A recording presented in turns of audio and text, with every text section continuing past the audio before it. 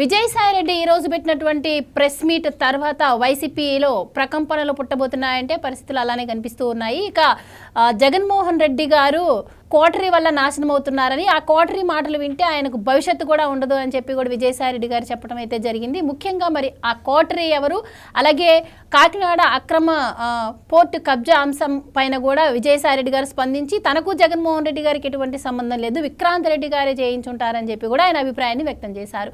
మరి ఓవరాల్గా ఈరోజు ఆయన ప్రెస్ మీట్ చూసినట్టయితే అసలు వైసీపీ పార్టీకి ఇక మీదట మనుగడ కష్టమే అనే వార్తలు అయితే వస్తూ ఉన్నాయి. ఇక ఓవరాల్గా మరి ఆ ప్రెస్ మీట్ తర్వాత ఆయన పాతివ్రత్యాన్ని కూడా ఆయన నిరూపించుకునే ప్రయత్నం చేశారు. మరి నిజంగానే ఈ కేసుతో విజయసాయిరెడ్డి గారికి ఎటువంటి సంబంధం లేదా, ఈ కేసు పక్కన పెడితే మరి ఆంధ్రప్రదేశ్లో జరిగినటువంటి చాలా అవినీతి ఆరోపణలో కూడా ఆయన పేరు వినిపించింది. మరి ఆయన చెప్పే మాటలను ప్రజలు ఎంత మేర నమ్మే అవకాశం ఉంది? మరి ఈ ప్రెస్ మీట్ పైన ఇటు జగన్మోహన్ రెడ్డి గారు కానీ సజ్జలు గారు ఏమైనా స్పందించే అవకాశం ఉంటుందా?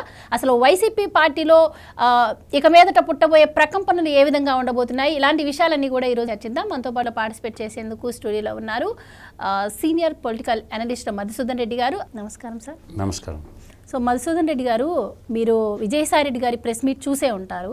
సో ఆయనకి ఈ కేసుతో సంబంధం లేదు, అలాగే జగన్మోహన్ రెడ్డి గారికి కూడా ఈ కేసుతో సంబంధం లేదు అంటున్నారు.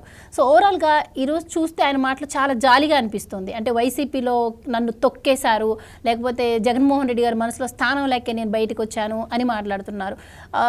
గతం చూసుకుంటే దాదాపు 30 సంవత్సరాల నుంచి కూడా ఆయన ఆ కుటుంబంతో సన్నిహిత సంబంధాలు ఉన్నాయి. అలాంటి వ్యక్తి వచ్చి ఈరోజు అలాంటి ఆరోపణలు చేస్తున్నారు అంటే అసలు ఎలా చూడొచ్చు అంటారు? అలాగే మరి నిజంగానే విజయసాయిరెడ్డి గారిని ఇటు ప్రజలను నమ్మొచ్చు అంటారా? మీరేం చెప్తారు? నేనైతే నంగనాచి మాటలంట. ఒక నంగనాచి వచ్చి మాట్లాడుతుంది, సింపుల్గా 3 ముక్కల్లో తేల్చేస్తా. అట్టపర్వతం ఎత్తు పెట్టుకున్నోడల్లా ఆంజనేయుడు కాదు, నెమలేక పెట్టుకున్నోడల్లా కృష్ణ పరమాత్మ కాడు. ఈ పాట గుర్తుపెట్టుకోండి. అట్టపర్వతం ఎత్తు పెట్టుకున్నోడల్లా ఆంజనేయుడు కాదు, నెమలేక పెట్టుకున్నోడల్లా శ్రీకృష్ణ పరమాత్మ కాదు. విజయసాయిరెడ్డి ఇప్పుడు వచ్చి నంగనాచి మాటలు మాట్లాడితే నమ్మటానికి ఎవడో సిద్ధంగా లేడు. ఎందుకంటే ఒక సింహపూరి ముద్దు బిడ్డగా ముందు విజయసాయిరెడ్డి సత్యం చెప్పాల. 3 తరాలకి చెరగపోని రక్త చరిత్ర, అవినీతి చరిత్రకి ఆద్యుడు విజయసాయిరెడ్డి. రక్త చరిత్రకి, ఆర్థిక అరాచకత్వానికి, దోపిడీకి సంతకం ఎవడన్నా ఉండడంటే వాడే విజయసాయిరెడ్డి. నేను అంటున్నా ఈరోజు, నీలో నీతి నిజాయితీ ఏమన్నా కొంచెం సీము నెత్తురు ఉంటే నీ బాడీలో నిజం మాట్లాడు. ఎందుకంటే ఉన్నత విద్యాధికుడైనాడు, సింహపూరి గడ్డ మీద పెట్టుకొని మద్రాసులో ఒక ఆడిటింగ్ కంపెనీ పెట్టుకొని రాజారెడ్డికి లెక్కలు రాసిన గుమస్తావి నువ్వా కాదా? నాటి రాజారెడ్డి మొదలుకొని నేటి జగన్మోహన్ రెడ్డి వరకు జగన్ చిట్టా పొద్దు మొత్తం వాడి దగ్గర ఉంది. దొంగ కంపెనీలు సృష్టించడానికి ఐడియాలు ఇచ్చింది, ధనార్జన చేయడానికి మూల పురుషుడు అతనే. కాబట్టి నాటి రాజారెడ్డి నుంచి నేటి జగన్మోహన్ రెడ్డి దాకా ఆ అవినీతి సామ్రాజ్యాన్ని ఏర్పాటు చేయడానికే ప్రథమ ముద్ద ఎవరంటే విజయసాయిరెడ్డి. ఈరోజు నాకేం తెలియదు అంటే నేను అంటుండేది ఏంటంటే, డబ్బు మనిషి జగన్మోహన్ రెడ్డి. అర్థమైందా? డబ్బు మనిషి జగన్మోహన్ రెడ్డి. నేననేది ఆ డబ్బు మనిషి దగ్గర జబ్బు మనిషిగా చేరింది ఎవరు? ఐడియాలు ఇచ్చింది డాక్టర్ ఈయనే కదా, ఆడిటింగ్ డాక్టర్ ఈయనే కదా. కాబట్టి ఆ చంద్రగుప్తుడు చిట్టా అంతా ఇప్పు, ప్రజలకు చెప్పు, పలానా టైంలో ఈ కంపెనీ సృష్టించాను, దానికి నిధులు యాడ్ నుంచి వచ్చినాయి, ఎక్కడి నుంచి వచ్చినాయి, నీకు తెలియకుండా రూపాయి బిళ్ళ కూడా ఖర్చు కాల. ఇది రాజారెడ్డి మొదలుకొని నాటి జగన్మోహన్ రెడ్డి వరకు ఆ నిజాలు చెప్పు, నికృష్ట బతుకు బతక్కు. సింహపూరి గడ్డలో ఒక మహానుభావుడు పుట్టిన గడ్డది. ఎవరు? కమ్యూనిస్టు గాంధీ అని పుచ్చలపల్లి సుందర్రామరెడ్డి పుట్టిన గడ్డ మీద పుట్టినావు. ఇప్పటికైనా నిజం చెప్పు. నేనేమంటున్నానంటే, చరితార్థుడై నువ్వు ఉండాలంటే ఇప్పుడు ఏమనుకుంటున్నారు? ఈడు సీమ గజ దొంగకి సహాయం చేసినటువంటి అకౌంటెంట్ అంటున్నారు. ఆ మచ్చని చెరిపేసుకోవాలంటే నీకు ఊరు వారసులు కూడా లేరుగా, వాడికి లేరు నీకు లేరు వారసులు. పట్టకపోయేదేంది? సత్యాన్ని బతికించినోడివి, ధర్మాన్ని బతికించినోడివి అవుతావుగా. నేను అంటుండే వ్యాలిడ్ పాయింట్ ఏంటంటే నువ్వు చరితార్థుడై చిరస్మరణీయుడై నిలబడాలి అంటే నువ్వు చేసిన దొంగ కంపెనీల లిస్టు మొత్తం బయటపెట్టు. పోతే నీ ప్రాణాలు పోతే పోతాయి, కానీ నిజాన్ని అయితే బతికిస్తావుగా. సత్యం కోసం నాడు హరిశ్చంద్రుడు సతీసుతులను, సత్యం కోసం నాటి హరిశ్చంద్రుడు సతీసుతులను, సతీ అంటే భార్యని, తర్వాత కడుపును పుట్టిన కొడుకును కూడా వదిలేసుకున్నాడు. చివరికి తను అమ్మేసుకొని కూడా చివరికి కాటికాపర ఉద్యోగం చేసుకో సత్యప్రతిష్ఠకి నిలబడిండిగా. ఆ పుస్తకం రాసింది ఎవరు? బల్జేపల్లి లక్ష్మీకాంతం అని తెనాల దగ్గర ఒక కవి ఉండేవాడు, హిందూ కాలేజీ ప్రొఫెసరు. స్వతంత్రోద్యమంలో భాగంగా జైల్లో కూర్చొని రాసిండు ఆ పుస్తకాన్ని 1930లో. ఏది? సత్య హరిశ్చంద్ర నాటకాన్ని. ఆ పుస్తకం చదువు.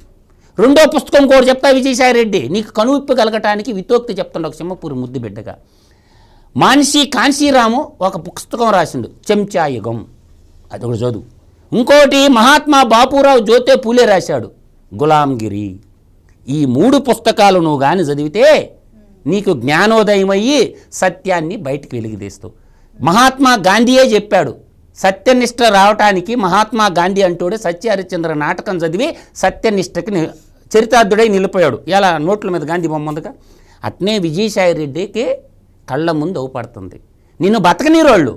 ఎందుకు? వాళ్ళు రాజ్యాధికారం కోసం సొంత మనుషుల్లే వేసేసుకున్నోళ్ళు నిన్ను బతకనిస్తారా?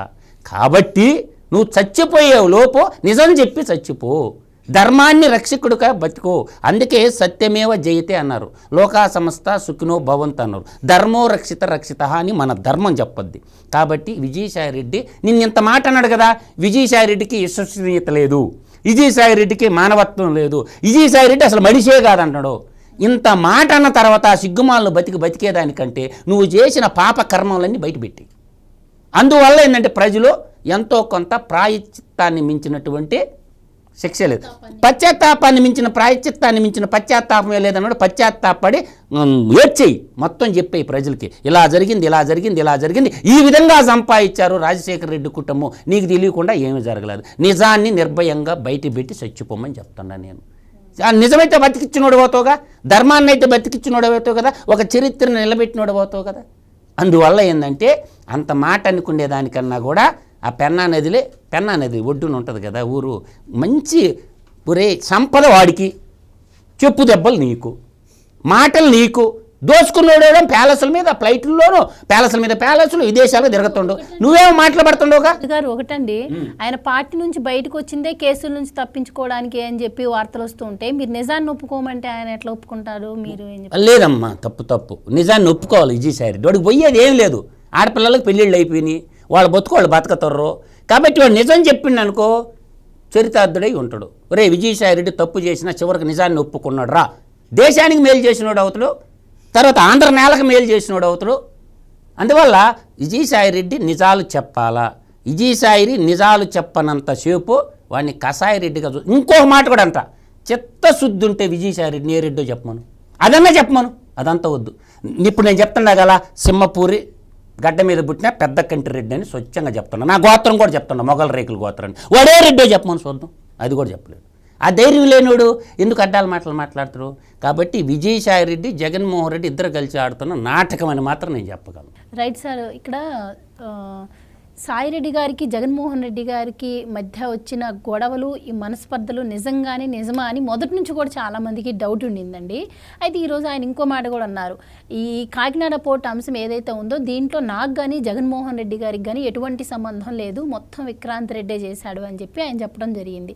అంటే ఇప్పుడు మీరన్నారు ఇందాక 3 తరాల నుంచి విజయసాయిరెడ్డి గారే ఉంటున్నారు కాబట్టి ఆడిటర్ జనరల్గా వాళ్ళకి, ఇప్పుడు మరి ఈ కేసు అంశంలో ఏదైతే ఉందో ఈ లెక్కలు కూడా విజయసాయిరెడ్డి గారికి తెలియకుండానే జరిగాయంటారా? అండ్ ముఖ్యంగా అరవిందో కంపెనీ పేరు వినిపిస్తున్నా కూడా నాకు ఎలాంటివి ఆ విషయంలో తెలీదు, అరవిందో కంపెనీ సంబంధాలనే ఎక్కువ పట్టించుకుంటాను డబ్బు కన్నా కూడా అని మాట్లాడుతున్నారు. సో మరి నిజంగానే ఆయనకి తెలియకుండానే ఇదంతా జరిగే అవకాశం ఉంటుందంటారా? అండ్ ఈయన జగన్మోహన్ రెడ్డి గారు ఎస్కేప్ అయ్యి విక్రాంత్ రెడ్డి గారిని ఫిక్స్ చేయడాన్ని ఎలా చూడొచ్చు అంటారు?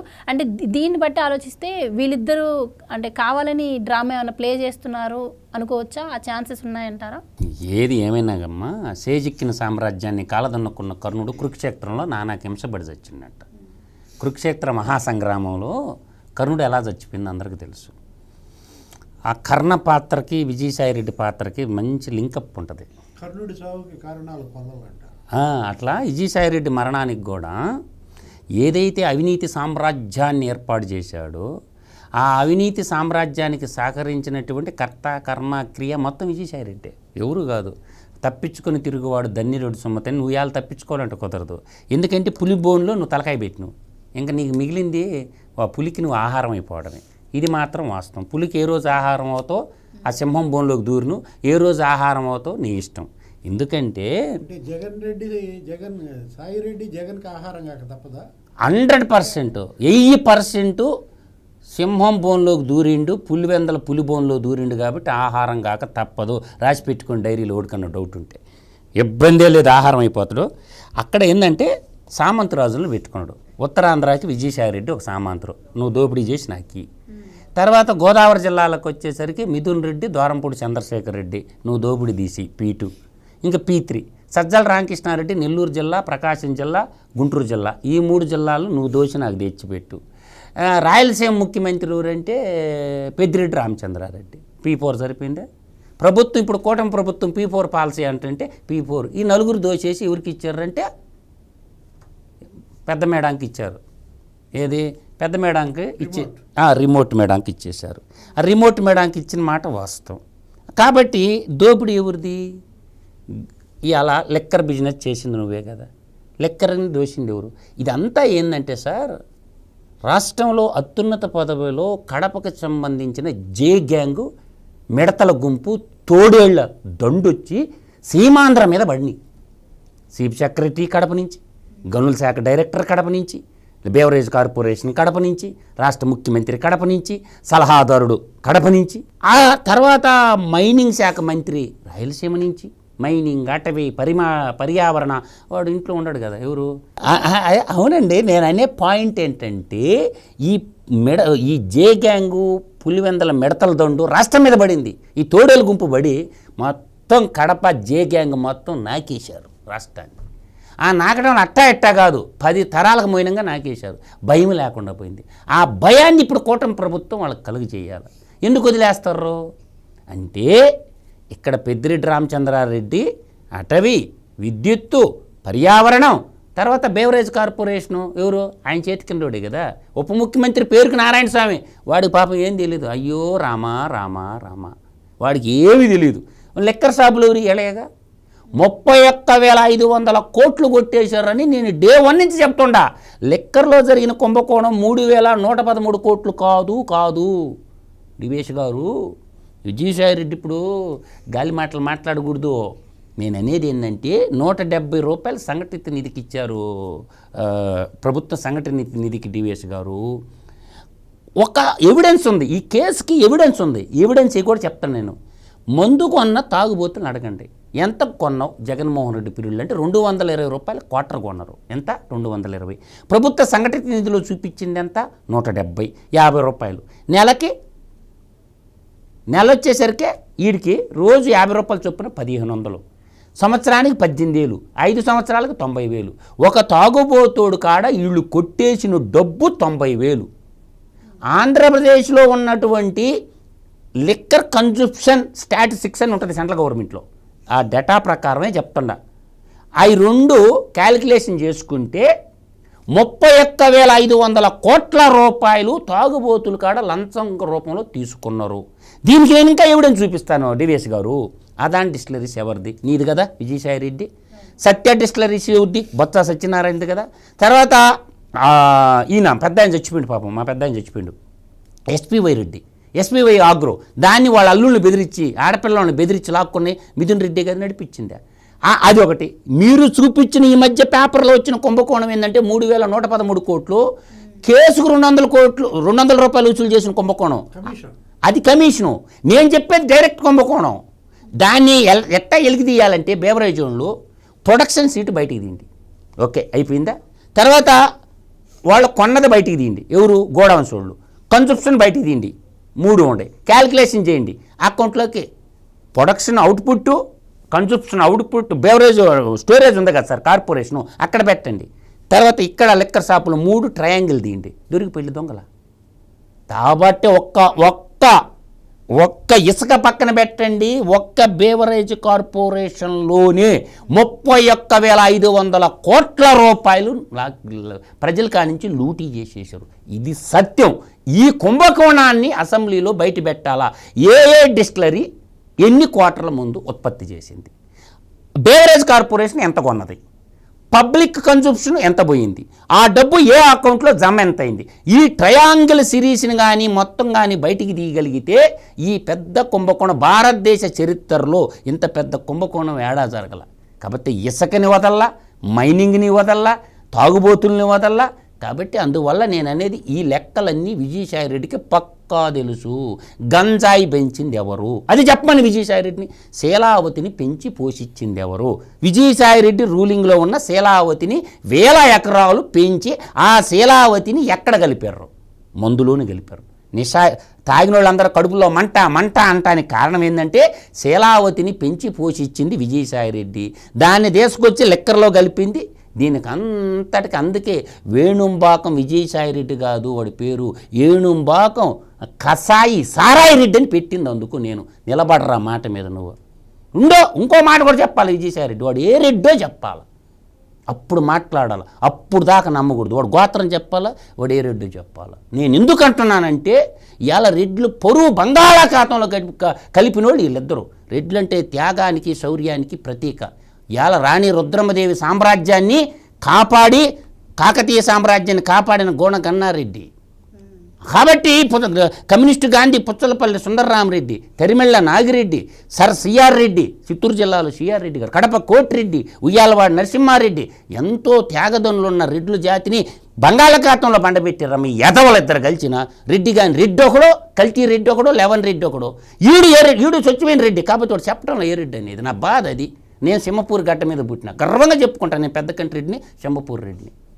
వాడు చెప్పాను ఏ రెడ్డో చెప్పలేడు. ఎందుకు? అదొక్కరు చెప్తే వాడు మాగాడే విజయసాయిరెడ్డి. కాబట్టి విజయసాయిరెడ్డి నమ్మబాకండి ఎవరు. Right sir, thank you so much అండి. నమస్కారం.